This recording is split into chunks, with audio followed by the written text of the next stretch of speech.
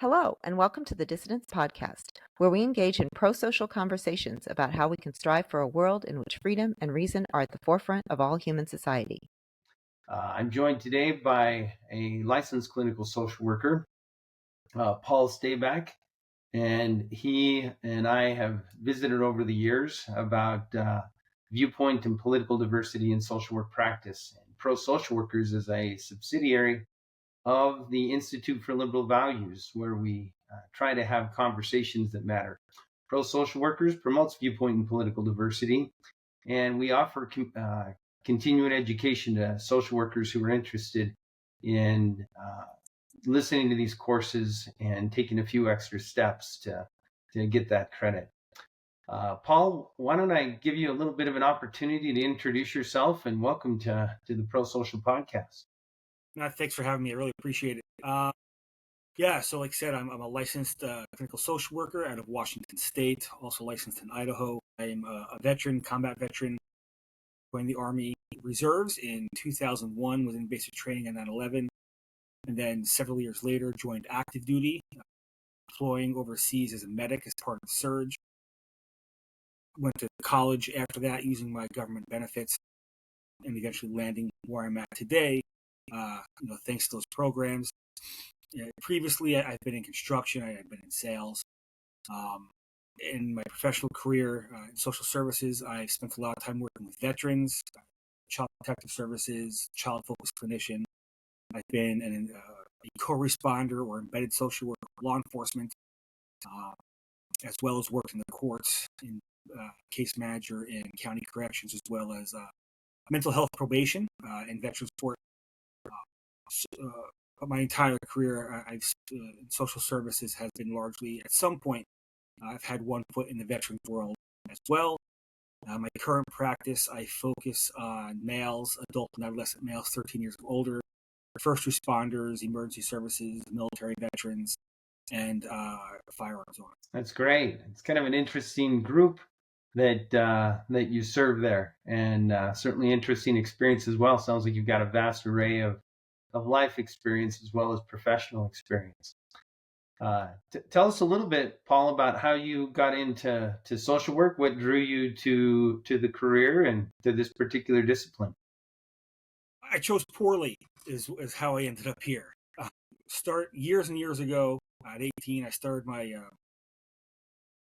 my education path trying to go into law enforcement. Then after the military, I realized I didn't want to wear a uniform anymore. It's not what I want to do. I went to school to be a teacher. So I had coached sports. I liked instructing. And in my education program, they weren't teaching me how to teach. I didn't like that. So I switched to sociology, got my undergrad in that. And first job with that was a caseworker for veterans in the state employment office. And realized I wanted to be able to do more to help the folks I was working with. So went to grad school, and against advice of a mentor, I got my MSW because I thought it was the most versatile degree. And it just kind of went from there. Wanting to gain, more skills to be able to do what I do better knowledge base. And every job I've taken has kind of been purpose like that. And then trying to identify, working in the areas that I do where there were kind of gaps in coverage and trying to fill those. Finally ending up with my private practice, looking at my buddies who had served, guys who I knew from emergency services, the issues they were dealing with, the services they weren't getting or they weren't seeking, and the reasons they might not be, and then trying, excuse me, I'm sorry, and then trying to be the clinician that they would seek out. Great, very good. And obviously, different people have different perspectives on clinicians and who we are and what we do, and so that's interesting that you tried to appeal to a population that sometimes isn't necessarily drawn to seek professional help like ourselves. Is that fair to say? Yeah, I believe so. I believe it's largely cultural, within the, also generational as well. but a lot of males trying to be, strong. We can take care of things on our own, as well as the perceptions of mental health in the mental health field, social workers. That all comes into play. We kind of suck it up and drive it on. We just, comedians make plenty of jokes about it. We just stuff it down and then we just die. Mm. So trying to, be somebody who's accessible and approachable to those folks, because of my own background, and highlighting that somebody that can relate to their experiences, their concerns, because of the things that they've done and their value set. And Yeah. first and foremost, I really push that there's no judgment. We've all lived lives, we've all made decisions. Some of those decisions have been better than others, and we've had better outcomes or not so good outcomes based on our decisions. And one of the tenets that social work, has preached in the education was meet the client where they're at in a judgment-free zone. And I really try to, to live that. As a result, and I've worked with some people that I think a lot of people in my profession would find important or just wouldn't work with. I mean, granted, I still have my own limits of people I won't work with because I know my own values would interfere. So as a result, I haven't, I've avoided, trainings and becoming competent in those areas, so that I'm not just turning somebody away. I can say, hey, that's beyond my skill set, and I'm better off. Gotcha. Very good. Well, Paul, the thing that kind of draws us together is we're recording in early September of 2025, and last week there was a tragic shooting at a church adjacent to a church school in Minneapolis. And when these things happen, these tragedies happen, it just brings outrage in most people. These senseless shootings, these senseless killings of the innocent. And what I've noticed or listened to, as I've listened to different media and different podcasts, is that while there's shared outrage, there is sometimes not so effective dialogue around potential solutions and how do we deal with those things. Most would agree that there's a gun violence problem in the United States, but there's great disagreement on how to address it.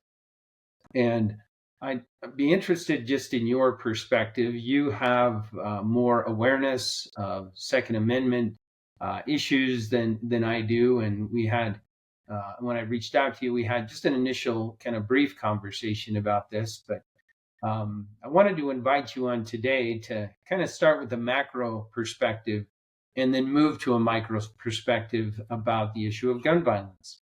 And just get your thoughts, first of all, about that, and under what terms or conditions might a productive conversation emerge between Second Amendment supporters and those who support limiting private firearm ownership, and limiting or focusing that firearm ownership.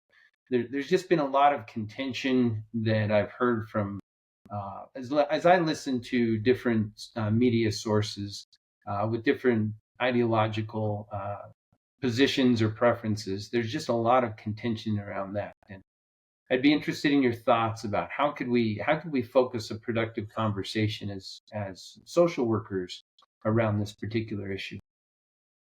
I mean, as social workers, I think, going back to what I said earlier, of you have to meet the client where they're at, and there's no judgment, right? And this is on an individual, that micro level. I think the issue is at the macro level, social work as a profession and ideologies that are taught don't promote or lend themselves to being a more gun control type platform. The ideologies that are brought forward, very much an activist class, which as a class social workers are proud of. I think social workers have done wonderful things throughout history. But social work has also become rather exclusionary with its lack of thought diversity on, across the spectrum. So I don't think it's on a larger scale. Currently, I don't think it's possible to have a productive conversation with the collectively social workers at a macro level, because of that lack of thought diversity and a proclivity for attacking and judging different opinions. Very good. So describe that a little bit. What would it look like if there were on a more macro level, if within the profession of social work, there was more viewpoint, political diversity, more diversity around the issue of Second Amendment issues? What would that look like? It's a good question. I don't know. I can only try to extrapolate from other conversations I've seen, if that makes sense. Sure. There's lots of issues within society that are currently hot button topics that are controversial. Immigration is one of them, and there's a conversation going on within the professional community about, hey, should social workers be working with ICE? Yeah, I saw that. And whether or not you support ICE's mission, or whether or not social workers, and this is my opinion, of course, agree with the way ICE is being directed, or the current administration is enforcing immigration, I don't think it should matter, because ICE is encountering people that will need assistance, right?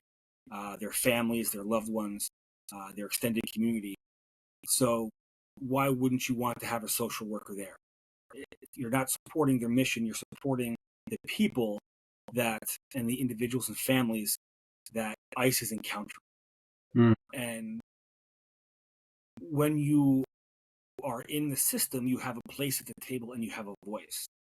So by saying that, hey, I think the faction says no, social workers should not work with immigration, should not work with ICE, what they're really saying is they don't want a place at the table, and they don't want to have that inside view.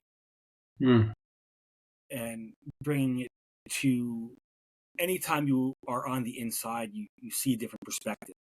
It doesn't mean that you end up agreeing or supporting the mission or how it's being carried out, but you can have better conversations, because now you can speak the language that those people are using. The definitions. You can see what they're seeing. You know what they're taking into consideration and how they're actually functioning. So that allows conversations to have. Plus, you're sitting there. When you're sitting next to people all day long, it's no longer just an ICE agent. It's supervisory agent Bob, or Agent Jane, and you can humanize them. And when we humanize people, we can talk to them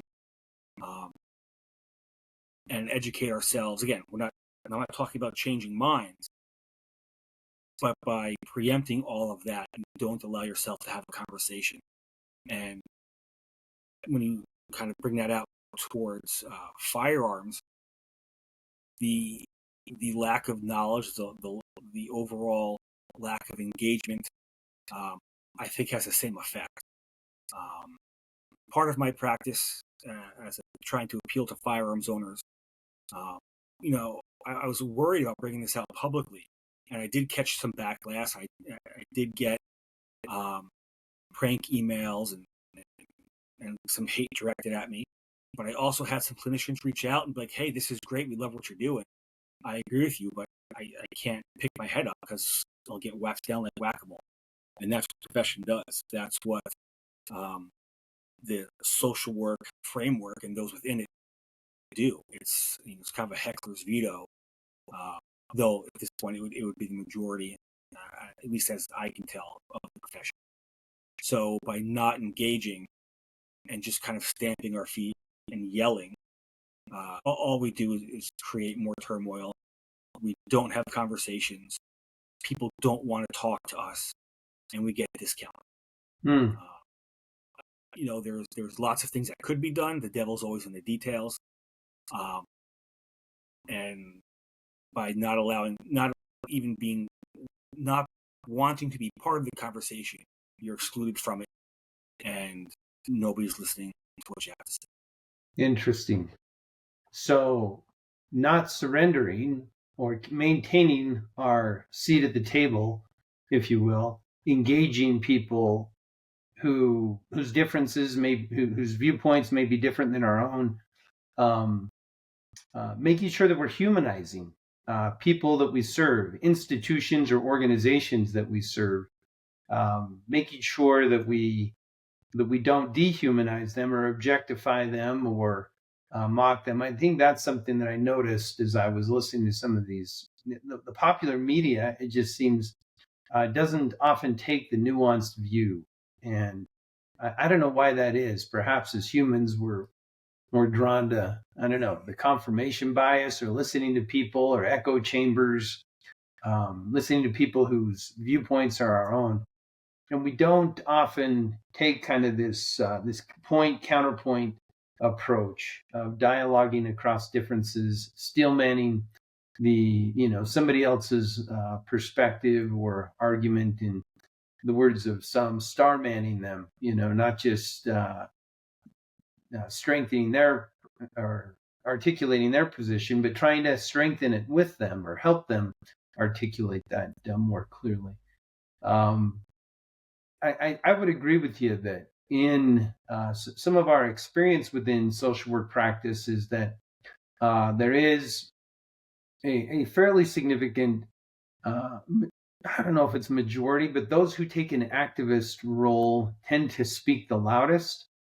And we are not seeing the traditional social work dialogue, the interaction, between people with differences. I think that is what kind of comes to mind to me in what we're seeing with the environment that we're living in right now, the social work environment to some degree. But at the same time, you and I and my colleagues within pro social workers, there's been a lot of interest, and we have generated a lot of interest and following in facilitating these conversations that matter, both within pro social workers and the Institute for Liberal Values. And I think there's room for these kinds of conversations to emerge when we don't necessarily take an activist position, even though we are trying to bring about some type of social change to mitigate gun violence. And I think we're seeing some impact, and we hope to continue to see some impact around this particular issue. So I'm really glad that you are joining us for this conversation. It's an example of what we're talking about, of your willingness to speak up, and even if you get the whack-a-mole treatment. Yeah, I mean, it's important to the people I work with. It's important to the people that are close to me. And there's nothing lost by engaging. We only lose by not engaging. Right. We only deny services to people, even though we preach everybody needs services. You bet. So more than happy to do it. I think, you had talked about, what the media amplifies what they say. Well, nuanced conversation can't happen in 30 seconds. Mm-hmm. Nuanced conversation can't happen in a 1 hour TV show with a panel of 5 people. So as people are making arguments, they're sweeping statements, they're sound bites. It's how do I get my next click? It's how do I get elected? How do I generate, dollars either for election or to fund our efforts? And nuanced conversation can't happen in that environment.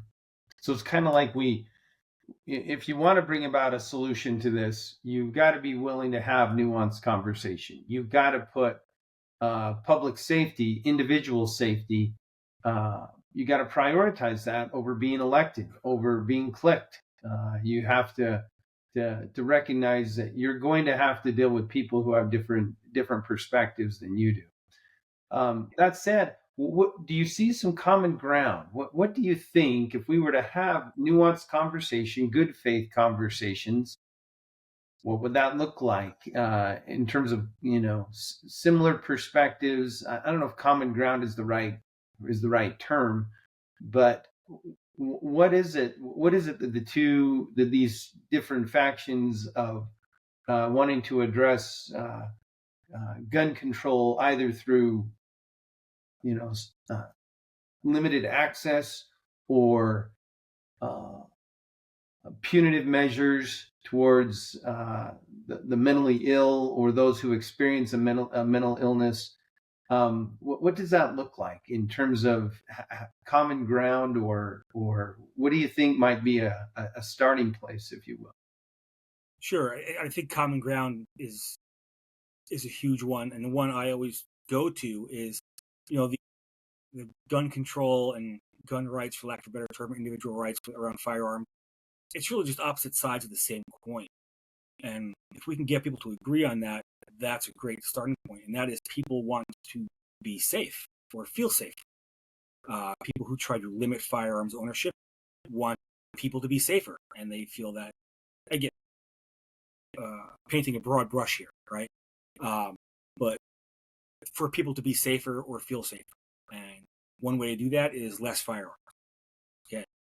On the other side of the coin, people still want to be safe and feel safe, and they believe that, hey, having firearms makes me more safe.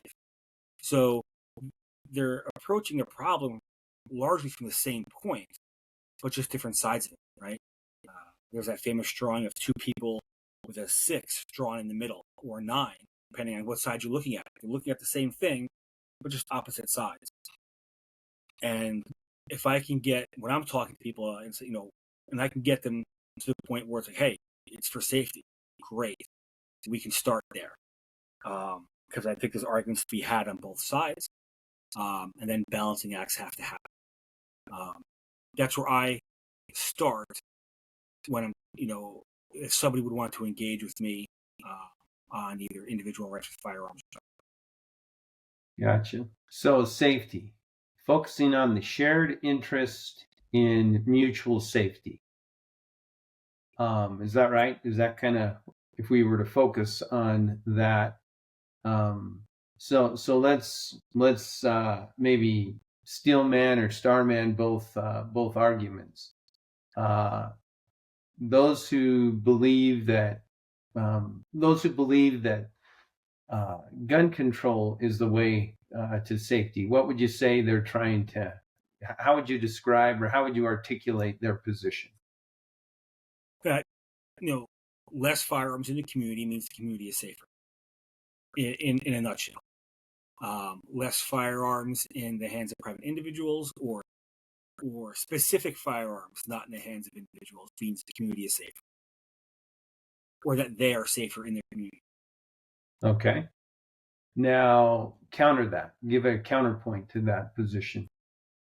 Well, I would say the other side of that is that individuals who believe that if I have a firearm, I am safer and I can help maintain my own safety and security.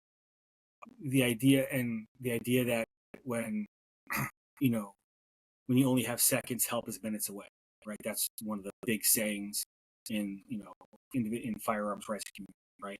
And there's something to that.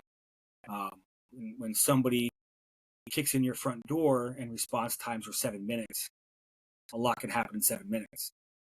When you're walking down the street and you should be, if you were accosted by somebody, unless there's a cop on the corner or a bystander is going to intervene, you're on your own. Okay. And we all hear stories of this happening. They happen not that often, but often enough where we all hear about it, and we probably know somebody who's experienced something, if not ourselves. So, I wouldn't say that's the counterpoint, but I would say that's the other side of that coin. Does that make sense? Sure. So those who would prefer gun control would say that if there aren't, we minimize violence by minimizing guns, or access to guns, or unfettered access to extremely powerful guns that exceed the capability of law enforcement themselves to use.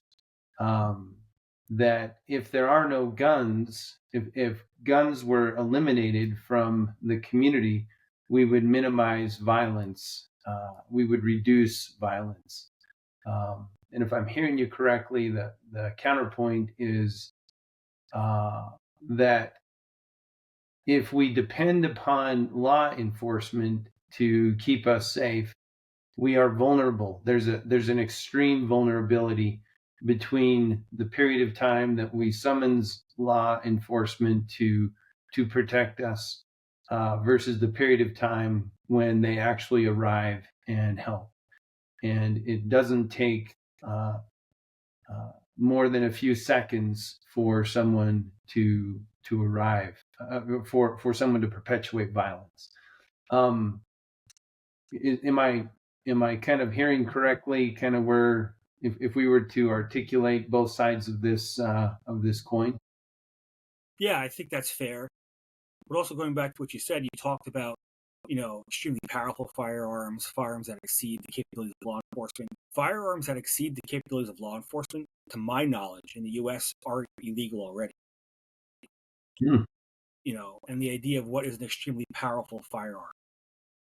I mean, I'm a firearms owner, plenty of experience in the military with firearms. Doesn't make me a firearms expert by any stretch. Sure. And there's plenty of things we use in the military that we can't use in the civilian world because we deem them as too dangerous and too extreme, for lack of a better term. Huh. Okay. So can I ask you about that? Because that was one of the media outlets that I was listening to. They were talking about, I'm not a firearms aficionado. So they were talking about like an AR something or other. And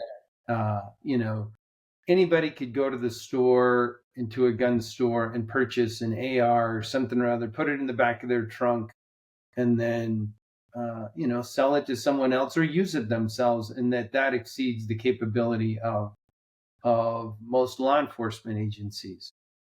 Is that an accurate position? No, it's not. So every law enforcement agency I know or see, they have ARs. They used to carry shotguns in their vehicles. Like, I grew up with law enforcement in the family, and they all had a shotgun in the vehicle. Now most law enforcement agencies that I've seen, they have ARs and/or shotgun and less lethal, like beanbag rounds, things like that, or shotguns specifically for beanbag rounds. Okay. That particular rifle or that style of rifle, it's the most, the gun rights groups will tell us, hey, it's the most popular rifle in America. Modern sporting rifle, it might be called as a class. And I would tend to agree. It is a pretty ergonomic firearm, the way it's set up. It fits multiple body styles and frames. So it's more adaptable to the individual, right? If you remember, back in the 70s, I was too little, I saw it when I was a kid, but like the Dirty Harry movies where he had this huge, revolver, right? I think it was a 357 or 44 Magnum with a long barrel. I believe Clint Eastwood's a pretty big guy, well over 6 foot, but you try to have a more petite male or a small woman use the same firearm, it might be too big for them. But it was a pretty powerful handgun. Okay. So the AR model, being the most popular, been popularized for lots of reasons. It's quote unquote anybody could use it because the size of it or how it can be adjusted to fit you. Gotcha. Does that make sense? Sure. So trying to to kind of facilitate this dialogue between gun owners or gun rights advocates and those who are suggesting gun control is the appropriate or proper approach. trying to help focus on the mutual interest in safety, trying to focus on the mutual interest in public safety, individual safety. They oftentimes appeal to the Second Amendment, and I'd like your thoughts on that. That the right of the people to keep and bear arms shall not be infringed. That is, I think, commonly known among many people as kind of the basis of the Second Amendment.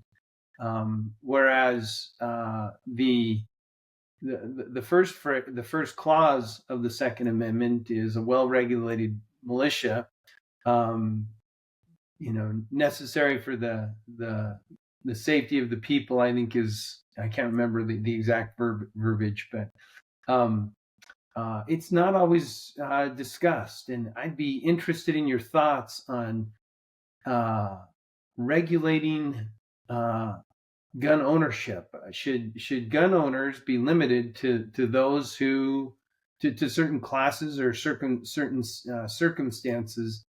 What does a well-regulated militia mean, or what might that refer to? Well, it's beyond my scope as a social worker, right? I mean, not a constitutional scholar, Sure. not a lawyer. Well-regulated militia, right? Shall not be infringed is a question that is constantly litigated in all 50 states, right? And continues to be. So I want to preface that, right? Right. I mean, the militia, going from memory, by the way, I apologize. Me too. Basically, exactly. Essentially all able-bodied males ages 17 to 45. And well-regulated, you have the organized and the unorganized militia. The organized militia at this point, I believe, is considered to be the National Guard.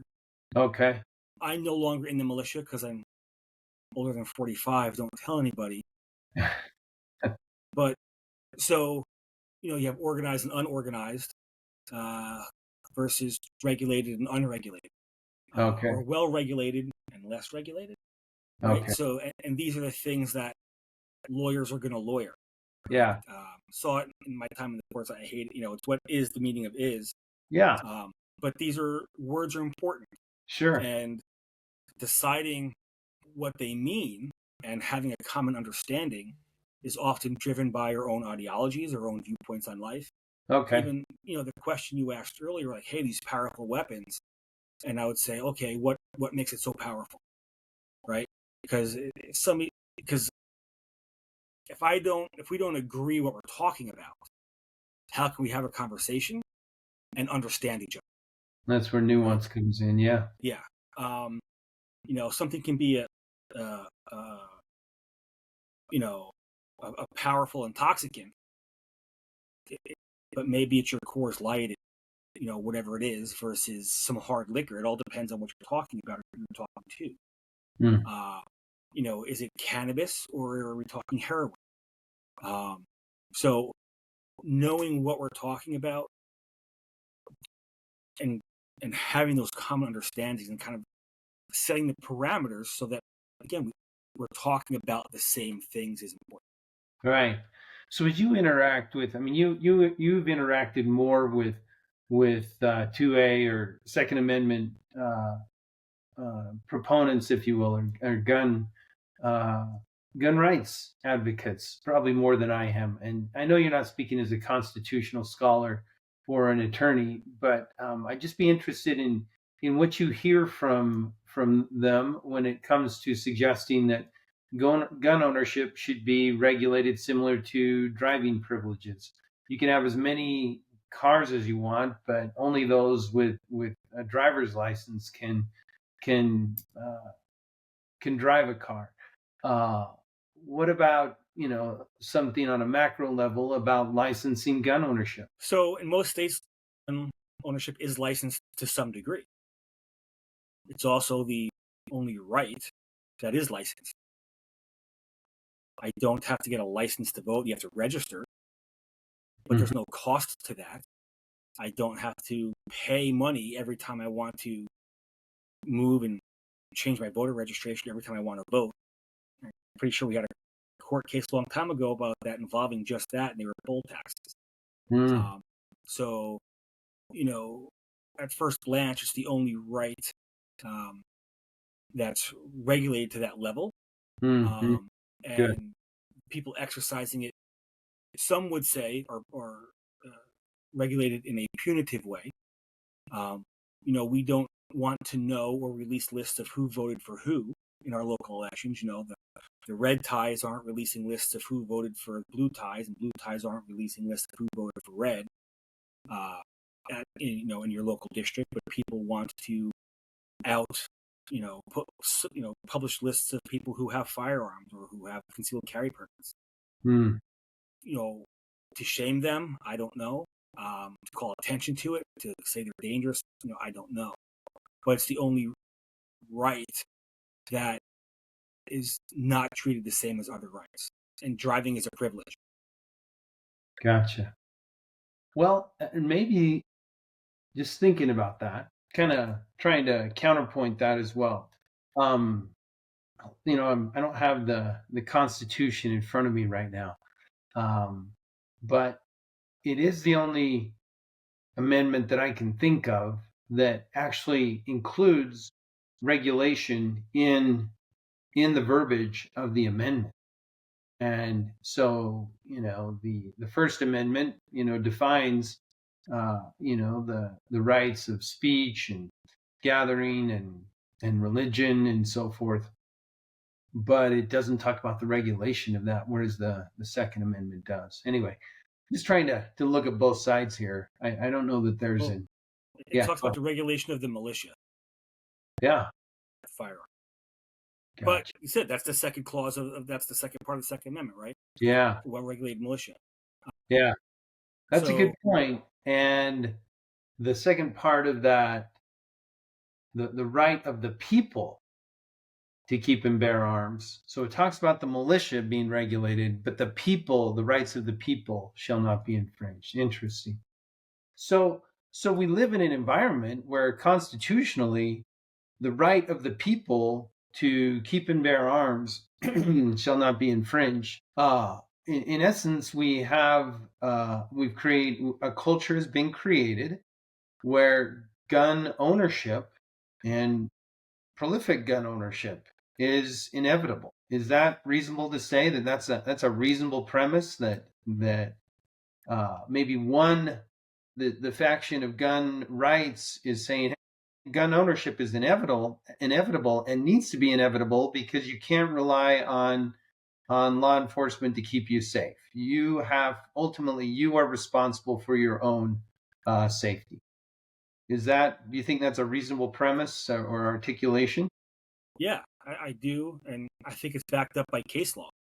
The courts have ruled that the law enforcement is not responsible for keeping anybody safe. They are not responsible for protecting.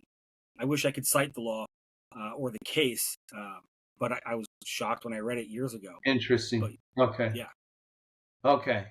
And there are, thousands, hundreds of thousands domestic violence victims that obviously demonstrate that law enforcement is oftentimes not fast enough to respond. Okay, so I think those who would suggest that we regulate it more effectively, they would dispute that and say that gun ownership is not inevitable, that we should live in a society where people are safe, and safety should be our first right. People have a right to be safe. Yes, and I don't disagree. Mm-hmm. Yeah, you should be safe. Whether or not you feel safe is a different story, but you should have an expectation. It's tough because you should have an expectation of safety from lawlessness, right? Okay. But on the other hand, and this is my own bias, just because of my experiences in the world, and say there is no guaranteed safety. Yeah. Okay. Let's move to the topic of mental health and mental illness, and those who find themselves in a state of mental illness or who maybe chronically in such a condition. That seems to be another kind of cry in for help and assistance in this time that you can look retrospectively, and there's concerns about those who struggle with mental illness in any time, whether they should have access to guns. And some have advocated addressing gun violence as a mental health issue, even institutionalizing or locking up those identified as mentally ill, and taking a very stringent approach that would deprive people of their civil liberties. Tell me your thoughts a little bit about now the definition of the aggressive, the violent as mentally ill, and we should be taking a more proactive approach with the mentally ill and institutionalizing them, locking them up, depriving them of their civil liberties. What are your thoughts on that? What impact might the institutionally have on people's constitutional rights? Again, just as a clinician, I think it's a bad idea. Is there a place for residential institution to treat mental health? Absolutely. Is there a place for involuntary and perhaps beyond what we have now? Yeah, I think there could be.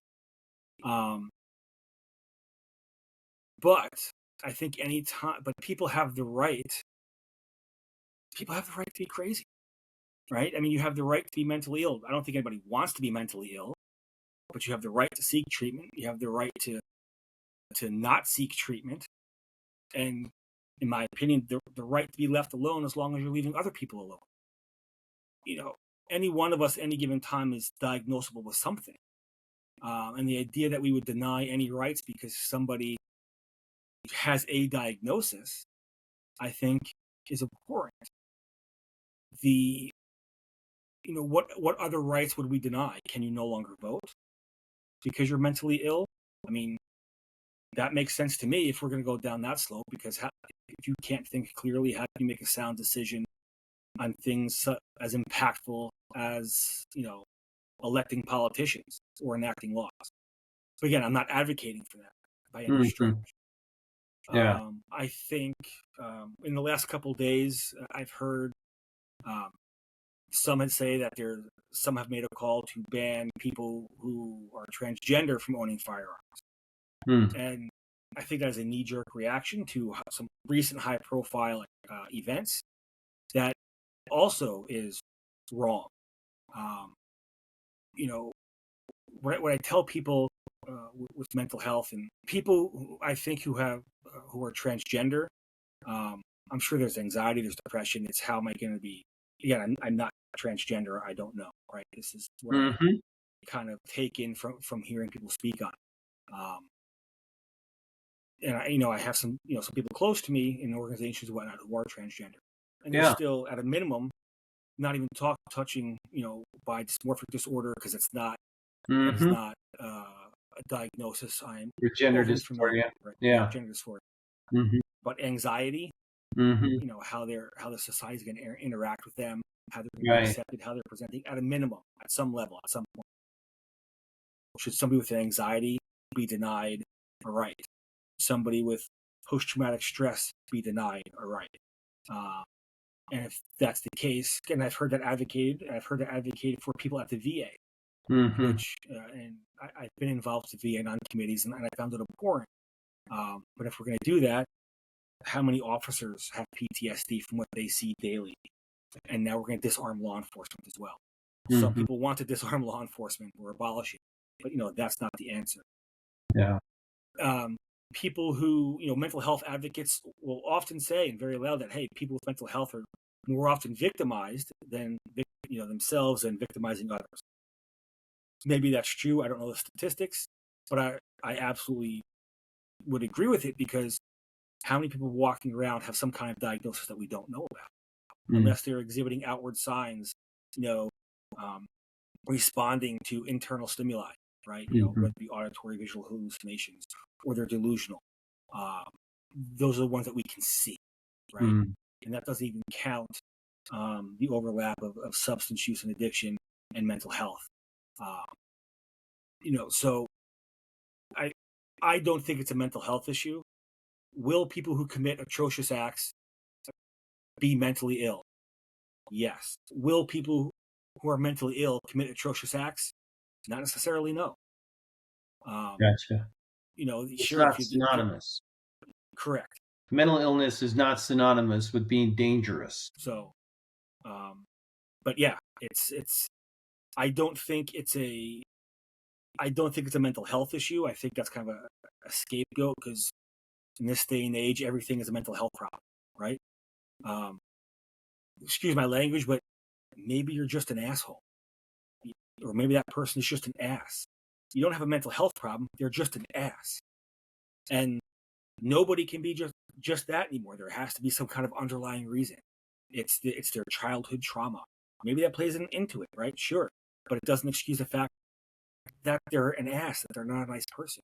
Mm-hmm. Somebody has PTSD. Okay, it doesn't excuse their poor behavior. Mm-hmm. We may understand it, or can see some underlying factors that would cause it, but it doesn't excuse you from being a jerk, right? Granted, depending on the severity of somebody's issues, it might be a little bit harder, and it's culturally defined as well. An example, coming from the East Coast, originally grew up in North Jersey, and I migrated to the West Coast, Washington State, with the military, and basically just stayed. Mm-hmm. And very direct communication style, tend to be more blunt and direct, tend to just be louder coming from back east. Yeah. And I thought, well, he's got PTSD. I'm from New Jersey. The PTSD has nothing to do with it. And the fact that they would assume I had PTSD just because I was in their service and overseas. So maybe I'm just an ass by Washington State standards. Right? Yeah. All right. So, and I apologize for my vulgarity, but that's fine. So these things are not necessarily synonymous. If we deprive people of their civil liberties, their constitutional rights, because of what is a legitimate condition or circumstance, illness, if you will, you're going to have a lot of false deprivation, depriving people of their rights, improperly doing that in an accusatory way, and at the same time, if you depend on mental illness as criteria for institutionalizing or incarcerating someone, you're going to miss a lot of people who do not necessarily have a mental illness, but act in a state of rage or in an emotional condition where they I don't know if you want to call it lost their mind, but they have been fine in every other aspect of their lives, but they had a moment where they were simply not mentally ill, but violent and engaging in criminal conduct. And those two things are not necessarily one and the same. So I appreciate that. And you shouldn't assume that all veterans have PTSD or that all people with PTSD are veterans. There has to be some recognition of the differences there. So Paul, at the beginning of our discussion today, you alluded to how those who oftentimes use and possess firearms because of some socialization about masculinity and different things, there may be stigmas associated with seeking help when you're a gun owner. You know that, hey, I'm not doing so well right now. How can clinical practice appeal to more firearms owners who may struggle with mental health from time to time? Like anything else, I think you need to gain some for lack of better terms, some cultural competency, right? We have cultural competencies for numerous, groups or subcultures within the overarching culture, based on color, sex, gender, um, national origin, socioeconomic status, anything and everything, but not firearms ownership. We have it for law enforcement. We have it for military. We have it for executives. We have it for women. We have it for men. We have it for non-binary. All these other things, but not firearms ownership. And firearms ownership crosses all of these groups. Everybody in these groups is a firearms owner, a segment of it. But nobody, quote unquote, nobody wants to do, cultural. There are groups out there that do it a little bit and do a good job. But when I brought it up to the NASW, I was told no. Okay. That's not what the membership wants. And it blows my mind. Okay. So describe that a little bit. We, just have a few minutes left here. Maybe we need to do a follow-up uh, uh, discussion about specifically about that. Can you give us maybe some bullet points or some key things that social workers or others need to be aware of in working with people who own firearms? I think number one, it's everybody in any group. I mean, if you look at the numbers, chances are you're going to encounter a firearms owner in your day. Mm-hmm. So why wouldn't you want to have some cultural competency with somebody who you're going to interact with every day? Yeah. Okay. Why wouldn't you want to have some cultural competency on something that you might think is inherently dangerous? Mm-hmm. But having some cultural competency around might make you able to act in a safer manner should you be around. Yes. Okay. Okay. If your profession is seen as denigrating or downgrading something that that's important to people, and that's a barrier potentially to them seeking treatment or being open and honest with you, why do you want to maintain that barrier? Now, that does not mean to say that you need to sit and discuss, how their training session went at the range, Mm-hmm. or what their favorite firearm is, or what they like to shoot for various reasons, unless it's germane to the conversation. But by not being open to any of that, and by allowing people to continue to be apprehensive about exposing that part of themselves, you are not allowing them to be their genuine selves. I know plenty of guys who go to the VA, and the VA, as far as the VA is concerned, they own no firearms ever. And they've got a safe full of firearms and go shooting every week because they're afraid of losing their rights. There was I was on a committee at the VA out of the Puget Sound area, and I brought an issue up because I had a client, and I had who they lost their gun rights, or they almost lost their gun rights because they had volunteered for a fiduciary program. They may have some compulsive spending issues, right? I ran into this across various issues and various things I did, casework and just helping vets. So I'll use the term client boost. But he didn't know about this, that by volunteering for this, he was going to lose his gun rights. And he didn't have a firearm, but the fact that he couldn't have a firearm was really important to him.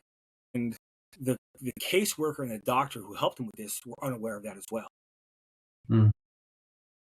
I called a friend of mine who was a supervisor of this program in a different part of the state, and she had no idea about it either, that engaging in this program was automatic disqualifier for you losing your firearms. And that right there will keep people from utilizing that program. And most people aren't put into that program voluntarily, by the way. But this individual thought it would be a good idea to help him because, again, some compulsive spending issues, creating other problems in his life. But they were unaware. And when I brought it up to this committee, like, hey, this is an issue because people are counseling or advocating for a program and they don't fully understand the ramifications of it, I was immediately shot down. Nobody wanted to touch it or discuss it because it had to do with guns. And my point was, it has nothing to do with guns. It has everything to do with a program that we may advocate or we have affects people's a right people have or civil liberty, and the people who are administered don't even know it. So how can somebody make an informed decision about either counseling somebody on it or accepting it and going forward through it if they don't understand what's involved? Like that seems unethical to me. And I was resoundingly told no. Gotcha. So in some ways, fear, just guns for many people invite fear. If you Yep. are familiar with guns and know how to use them, and know kind of some guidelines for their use, the best practices, you are going to not be afraid of it, but be able to speak confidently about that. That's one way that someone could firearms for professionals or for social workers, if you will. Just knowing a little bit about it can help invite some confidence, so it can be spoken of coherently and with confidence.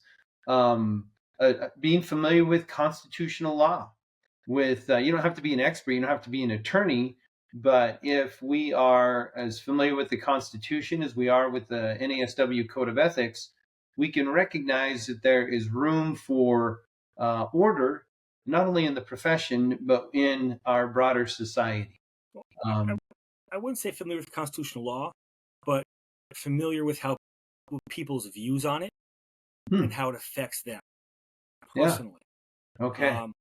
How do you tell somebody who grew up, hunting with dad every deer season, and or being taught how to shoot in 4-H or in Boy Scouts, and now, which is in the Boy Scouts, even though they've had some troubles over the last few years, are pretty culturally ingrained family traditions, and now you're going to tell them that that's wrong or bad when inherently it's. Saying inherently it's not is a values judgment, but there's nothing illegal about it. Time-honored traditions within families, but you're going to discount it when we will make excuses for other things. So you're just excluding people and discounting their experiences.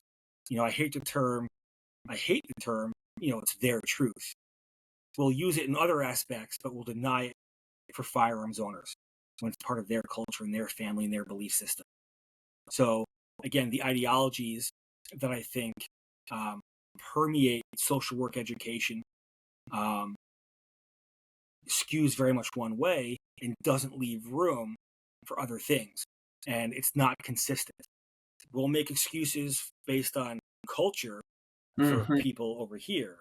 Yeah. But we're not even going to allow conversations based on cultures for people we disagree with or ideas that we don't.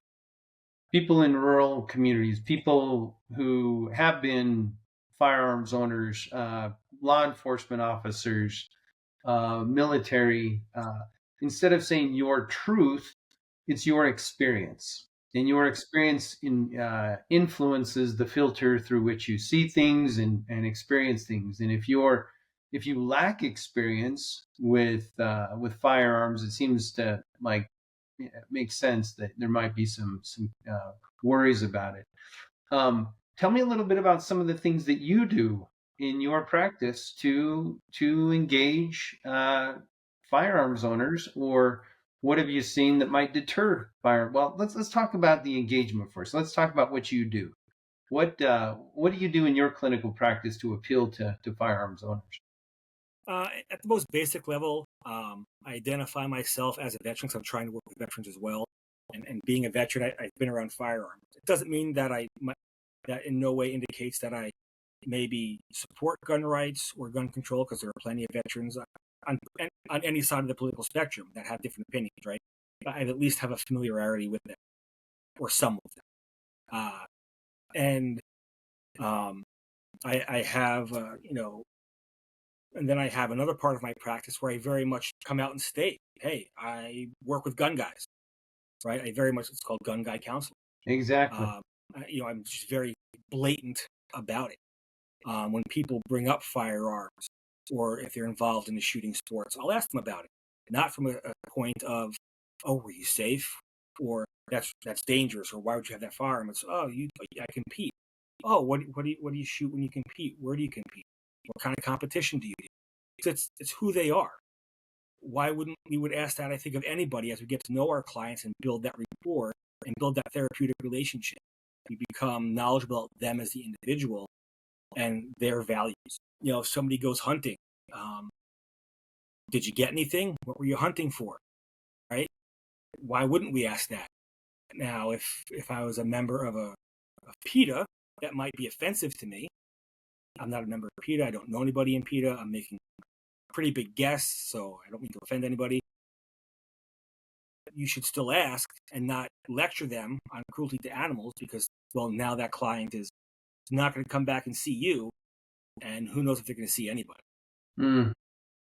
Got you. Kind of have our limited opportunities or windows of opportunity. When people come and see us, we want to make sure they feel understood, accepted, and not judged. Great.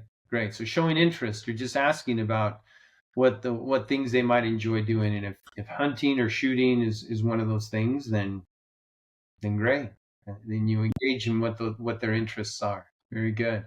So talk a little bit now about when firearms owners, when they're requesting professional help, and maybe they recognize that they're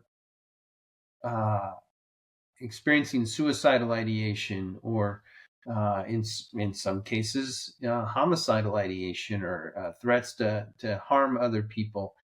How do you tell me a little bit about maybe some practices that you might engage in when you know that your client or the people that you're serving have access to firearms and they're presenting some indicators of risk?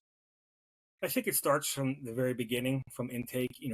Even though I present myself very much as, hey, I'm here to support gun owners with their mental health, I'm also very clear up front that I have responsibilities and duties: a duty to warn, a duty to report. Right? I tell them, hey, I'm not here to take away anybody's rights, but first and foremost is your safety and the safety of those around you. And if you disclose something, or I think there's a threat or a danger, I have an obligation to make sure that you and others are safe, and that is the goal. But my threshold might be different than others. And I say an example because a phrase that I will often use if I'm upset, like, man, I'm gonna burn that down. This doesn't mean, this is the example I use in practice, I'm not going to take a can of gas and a match and go burn something down. It's hyperbole, it's a throwaway turn phrase. But somebody who might already be predisposed to thinking I'm dangerous for various reasons might take that and run, oh, he threatened to burn something down. No, that's not what I did. Having those oh, hey, you said that. What do you mean by that? Like, what do you mean? And like, and then that's what do you mean? Hey, just have to make sure. Just got to make sure where you're at. Yeah. Right? But being honest and allowing people to be themselves, that starts from the very beginning by establishing that therapeutic relationship, being clear and definite with your obligations and requirements as a professional to maintain the individual's and community safety, and not wavering from that. And even using stark examples, I think, is important, because ridiculous examples, which might not be ridiculous to some people, but most of the people I work with, when we talk about confidentiality, I tell people, if you tell me, like, on the way here, this gas station on the corner of my office, that you stopped there and robbed it and hit the guy in the head with the bat, I can't tell anybody. It already happened, right? You're protected. I would counsel you to not do that, and perhaps you should, call authorities or call an attorney. I can't tell anybody. But if you tell me that you got gas there on the way and the guy disrespected you or you felt wronged, and you're going to go there and rob it and hit him in the head with a bat, well, now I have to tell somebody. I have to warn somebody. So by using clear, stark examples and being upfront, so expectations are clear, and that they know you're genuine. People's BS detectors are generally pretty finely tuned, especially when you're working with veterans and law enforcement. They know when somebody's not being genuine. Adolescents and kids, they know when you're not being genuine. They just feel it. And that lack of being, of authenticity will come through. So be your authentic self and be upfront and let them know what the expectations are, because they don't have to like you. They have to trust you. Right. Right. Now, it helps if they like you too, because no one wants to talk Sure. to somebody they don't like. Sure. Exactly. Well, and do you think it makes a difference if they know that, maybe just the state you're in? Let's have you limit your access to firearms temporarily. That by doing that, it's not a permanent surrender, a permanent condition, but at least until we can get you stabilized and in a better state of mind and heart. That are there things that you do to kind of facilitate that when there's a need to work with a So, client and changing their access to firearms?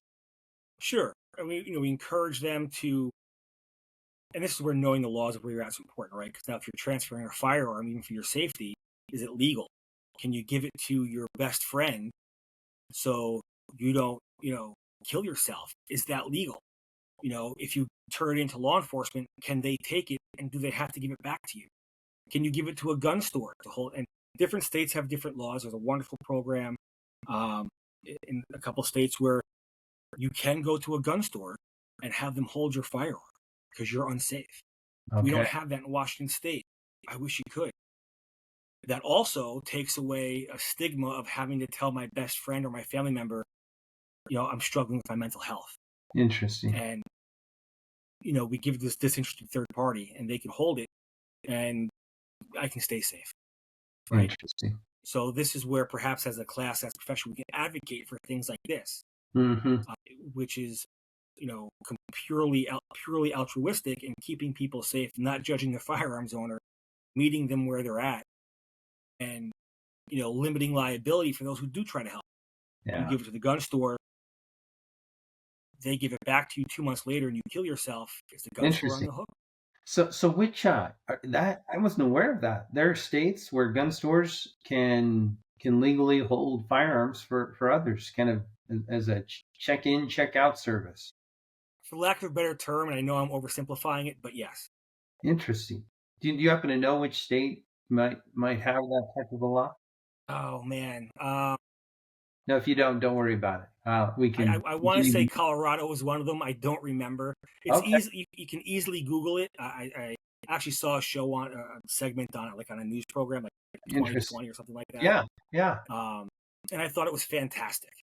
Well, that's interesting legislation that builds a relationship between gun owners and their stores with mutual interest in perpetuating safety. I mean, I think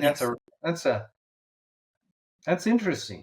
I mean, that's a macro approach that could really make a difference for some. And listen, gun dealers, they don't want their customers committing crimes.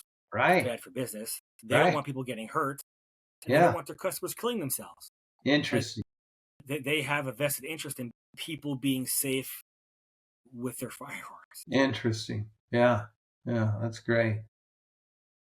Well, then I would assume it's probably pretty limited. I mean, how many people, who own guns don't know other people who are, who can, to whom they could transfer their firearms, those kinds of things. But it'd be probably limited.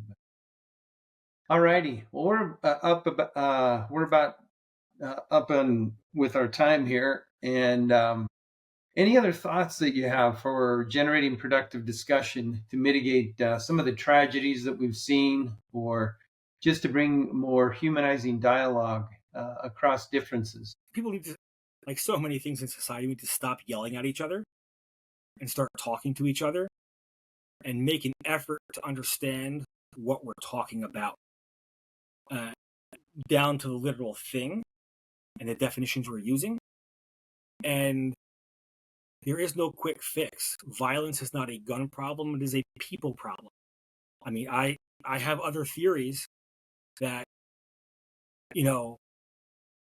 too short on time to bring in. And theories more questions than anything. A quick example. If you want to look at the school shootings issue, right? Like, I'm curious, when it became an issue, how far long after the zero tolerance policies for fighting in schools or violence in schools, right? When I grew up, nobody was bringing guns to schools. You'd fight, and for the most part, it would be done, right? And somebody got in trouble. Maybe you both did, but the guy who started it got in trouble more than the guy who defended himself. Now everybody gets in trouble the same. So we tell kids, well, I can't defend myself. I can't stop it.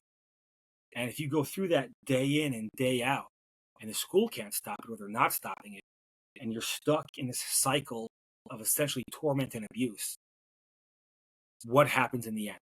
Mm. Is it tremendous violence directed externally or tremendous violence directed at yourself? And then what are the long-term ramifications? So again, I am not saying that this is I'm not even, it's just a question I have. Mm-hmm. Did we take a step that absolutely, did the opposite of empowering people and make them completely dependent on others and therefore perpetuate more violence, whether it's directed inwardly or outwardly? Yeah. It's just a question I have. I'm curious. Yeah. I'm curious. Well, and how much of gun violence within schools occurs between students or between those, adults or others who just come in and perpetuate havoc. So, yeah, lots of good questions. Paul, thanks for your taking some time, sharing your thoughts, identifying some of the challenges that we face, and as social workers, the need to become more aware of gun ownership and how to appeal to those who may have firearms and how to help them in responsible ways. And I think ultimately that's what we're trying to do. So thanks for your time, and we appreciate everyone who's listening and participating in this course on mental health and firearms. So thank you very much. Thank you for having me. Thank you for listening. Please consider donating to the Institute for Liberal Values, a 501c3 nonprofit organization at ilvalues.org. All donations go to support our continued programming to realize our mission to provide the skills and support required to build community where there has been division, to encourage free expression where there has been censorship, and to foster optimism where there is fear.